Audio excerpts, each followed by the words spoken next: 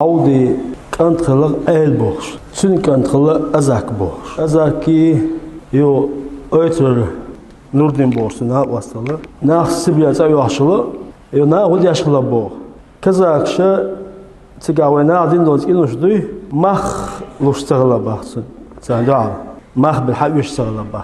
Tabolca. Aqyo yo tabolcana üstendit luştağla.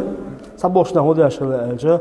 Duhuşluq ya yoy kuardoy iş duhuşluq. Na yaşlı ise ayo Nurdin wa çünkü Allah azaku. Nurdin Allah azaku. Na idoari Ahmedi Allah. Ahmedi Allah değil diyor. Üç diti. Ta umutsa deş. Melhu kil basar day, keç day, abnavit day. Dahit tilahut awuk ya laksa. Öyle sebep. Nurdin sodan elçe azaku ma alar dona kil basar day. Çuaki ta day. Tola ta day. Değil şeyda ditsu. Ya kuartsa duoda ya ne atıyor ya. Ta kanun naht abihkan şeyna. Nurdin uy çünkü telegram yok. Sen telegram ya tahulq. Hukmet adu eli. Nurdina itak halagi. Sayton kalwotsun. Sayton kalwotsun. Değil aditan olumlat.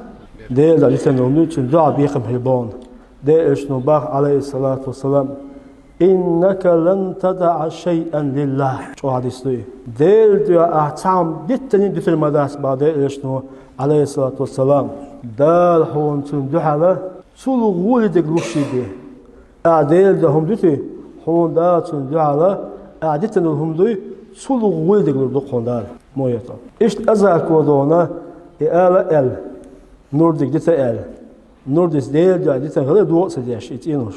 Ditna saasha ki khazin halaq so iş. Ta üçün ta öfete sawayen sana yakın a sani khasyatta sani degadi yani sawa tundal Ostagan da bu beytini sergi biqam. Ostagan ve biqam biyaz Allah telegram ayatan sayton kayretan Nurdin. İşte bu.